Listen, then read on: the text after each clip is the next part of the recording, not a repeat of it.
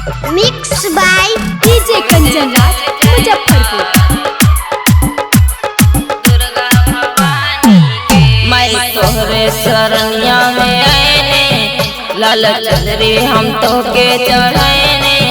मैं तोहरे शरणिया में आएने लाल चंदरी हम तो के चढ़ाएने।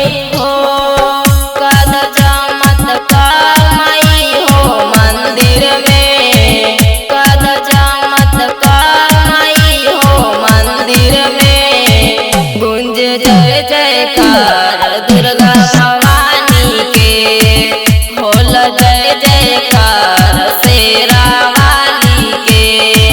गुंज जय जयकार दुर्गा भवानी के।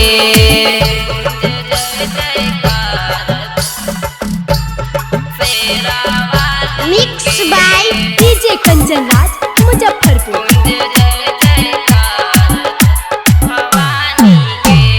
बिंदिया लागेल माई सूरज के लाली, बड़े निकल गेला कनमा के बाली। बिंदिया लागेल माई सूरज के लाली, बड़े निकल गेला कनमा के बाली। महिमा तोहार बनी राली हो, जाला नए जैसे खाली हो। हाँ हाँ खाली हो, हाँ हाँ खाली हो। पूजेल सब संसार माई महारानी के, पूजेल सब संसार माई महारानी के। गुंज जय जयकार दुर्गा भवानी के।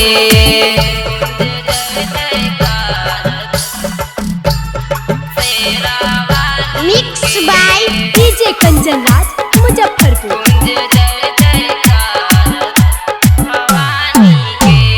होके सवारी शेरवा पे माई, भागावे गीत ताली बजाई।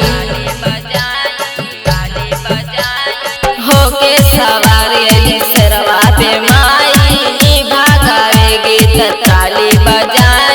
सुनली सिकंदर के माई पुगा, अर्जी लगावे हरे बार बार। हाँ रे बार बार, हो रे बार बार।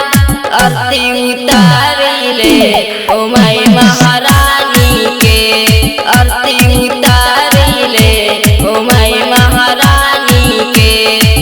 गुंज जय जयकार दुर्गा भवानी के।